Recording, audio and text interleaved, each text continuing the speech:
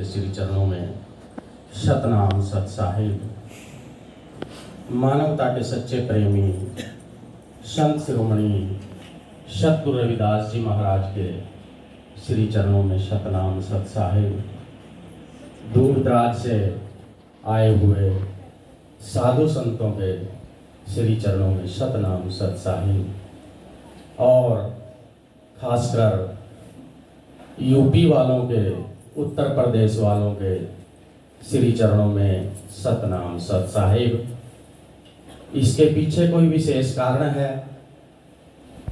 हमारी माता बहनें थोड़ा मुस्कुरा रही हैं। मुस्कुराने की बात नहीं है, क्योंकि हमारे महात्मा डावरे जी करीब 1 घंटा मंच पर समझा करके गए। पूरा 1 घंटा उन्होंने लिया, बहुत सी बातें बताई, लेकिन हमने सारी की सारी हंसी में टाल दी। क्योंकि सत्संग तो शांति का है। जब तक हम शांत नहीं हुए, शांत चित्त होकर हम किसी की बात को नहीं सुनेंगे और उसको हंसते कब है हम? हंसी तो हमें मजाक में आती है। जब हम सीरियस होंगे, शांत होंगे, तो हमें हंसी नहीं आएगी, हमें तो रोना आएगा। अपने ऊपर, अपने समाज के ऊपर, अपने बच्चों के ऊपर जो डाबरे जी ने आप लोगों को बातें बताई और हम लोग उनके ऊपर हंस रहे, क्या फायदा ऐसे सत्संग का? तो मेरा तो बोलने का कोई इरादा ही नहीं, ना मैं कुछ ज्यादा बोलता हूं। संचालक महोदय ने हमारे समय दे दिया, क्योंकि उनका हुक्म तो मानना ही पड़ेगा। तो मैं बात कर रहा था कि खासकर यूपी वालों को मेरा विशेषकर सतनाम सत साहिब। इसके पीछे एक बहुत बड़ा कारण है। सतगुरु प्रेमियों, सबसे पहले तो क्योंकि आज हम इस उत्तर प्रदेश की पावन पवित्र धरती पर आए हुए हैं, और उसके उपरांत जो सत साहिब गुरु रविदास मानव निर्णय आश्रम मेहमदपुर साहिब, जिला यमुनानगर, हरियाणा, वहां पर जो भी सिद्धांत, जो भी नियम, जो भी कानून, जो भी ज्ञान, वो किसका है? हमारे सतगुरु साहिब इश्कदास जी महाराज। वो भी आपकी इसी पावन पवित्र धरती उत्तर प्रदेश के थे। और उसके उपरांत सतगुरु स्वामी समनदास जी महाराज, वो भी इसी पावन पवित्र धरती उत्तर प्रदेश के थे। और उसके उपरांत संत शिरोमणि सतगुरु रविदास जी महाराज, वो भी इसी पावन पवित्र धरती उत्तर प्रदेश के थे। सो गुरु प्रेमियों, आज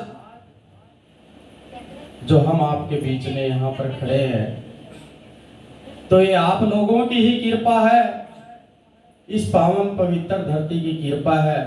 क्योंकि इसने ऐसे ऐसे महान संतों को पैदा किया। सतगुरु रविदास जी महाराज, जिनके चरणों में बड़े बड़े राजे महाराजे नतमस्तक हुए। अभी थोड़ी देर पहले हमारे संचालक महोदय एक बात कह रहे थे, क्योंकि सत्संग के अंदर बहुत सी बातें आती रहती हैं और संचालक महोदय भी सभी का उल्लेख तो नहीं कर सकते, क्योंकि समय भी देखना होता है और वक्ताओं को भी देखना होता है।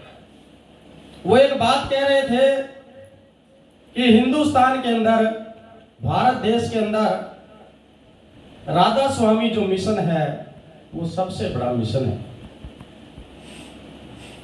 गुरु प्रेमियों, हिंदुस्तान नहीं पूरी दुनिया के अंदर राधा स्वामी मिशन सबसे बड़ा मिशन है।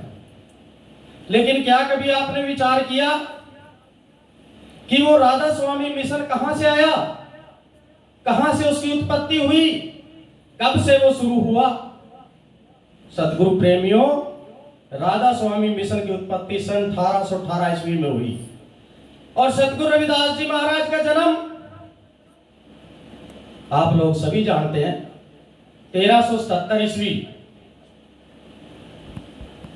और सतगुरु रविदास जी महाराज से पहले आप इतिहास उठाकर देखिए, क्या किसी ने कोई सत्संग किया? लेकिन आज सतगुरु स्वामी समनदास जी महाराज इन चीजों का बहुत बड़ा खुलासा करके गए। आज संसार के अंदर न जाने नाना प्रकार के कितने सत्संग चालू हो गए। कहीं पर भी चले जाइए आप, शिव जी के पास चले जाइए, वहां भी सत्संग हो रहा, देवी के पास चला जाइए, वो भी सत्संग हो रहा, हनुमान के पास चला जाइए, वो भी सत्संग हो रहा, गुग्गे के पास चला जाइए, वो भी सत्संग हो रहा। जहां मर्जी चले जाइए, हर जगह सत्संग हो रहा है। लेकिन क्या कभी विचार किया कि सतगुरु रविदास जी महाराज से पहले किसी ने सत्संग किया? क्या कभी शिव जी ने सत्संग किया? क्या किसी देवी ने सत्संग किया? क्या किसी हनुमान ने सत्संग किया? किसी ने कोई सत्संग नहीं किया। लेकिन आज वो धारा सतगुरु रविदास जी महाराज के घर से निकल करके जगह जगह पहुंच गई। लेकिन हमारा समाज उस धारा को आज भी नहीं पकड़ पाया, क्योंकि प्रत्यक्ष को प्रमाण की आवश्यकता ही नहीं होती। आप लोग सब समझदार हैं।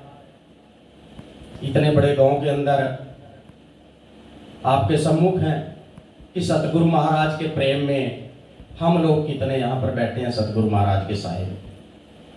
कहने की आवश्यकता ही नहीं है। लेकिन अगर कोई और सत्संग होता, वहां बैठने की जगह ही ना मिलती, दौड़ करके जाते हम, सारा काम छोड़ जाते, जाएंगे जी हम तो, और वहां हंस के दिखाओ फिर कोई डाबरे जी की बात के ऊपर एक भी हंस के दिखाओ। हमने सारे सत्संग जाके देख लिए, मुंह पे ताला लगा के बैठते हैं और ना कोई किसी को बोलने देता है।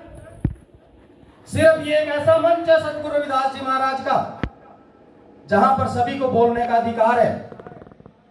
अन्य किसी भी सत्संग के अंदर आपको बोलने का अधिकार नहीं है, सिर्फ सुनने का अधिकार है। यही एक ऐसा मंच है जहां पर सभी को बोलने का अधिकार दिया जाता है। लेकिन आज भी हमारा समाज अपने सतगुरु के साए में नहीं आ रहा और दूसरे लोगों के लिए ये जो रास्ता है सतगुरु रविदास जी महाराज का बहुत मुश्किल है और हमारे लिए ये रास्ता बहुत सस्ता है। लेकिन फिर भी हम नहीं आते। किस प्रकार? क्योंकि दुनिया के अंदर जितने भी समाज हैं उनके ऊपर 3 लाज हैं, कुल लाज, लोक लाज, वेद लाज। उनको वो तीनों की 3 लाज करके, लाज को तोड़ करके सतगुरु की शरण में आना पड़ेगा। मीरा का नाम आपने सुना, उसके ऊपर वो 3 लाज थी, कुल लाज, लोक लाज, वेद लाज। वो उन तीनों लाज को लात मार के सतगुरु रविदास जी महाराज की शरण में आई और हमारे ऊपर आज कोई भी लाज नहीं है। कुल की लाज, जिस कुल में वो पैदा हुई, राजपूत घराने में पैदा हुई। आज कोई राजपूत घराने की लड़की यहां सत्संग में आ जाए तो उसको जीने नहीं दिया जाएगा कि तुझे कोई और सत्संग नहीं मिला। संसार के अंदर इतने सत्संग चल रहे, क्या यही सत्संग मिला? कुल लाज, उसके बाद लोक लाज। लोक लाज जो उसका पूरा का पूरा समाज, उसकी पूरी बिरादरी उसको जीने नहीं देगी। वो भी लाज आपके ऊपर नहीं है। ना तो आपका परिवार आपको यहाँ आने से रोकेगा, ना आपका समाज, कोई रिश्तेदार, सगे संबंधी आपको यहाँ आने से रोकेंगे।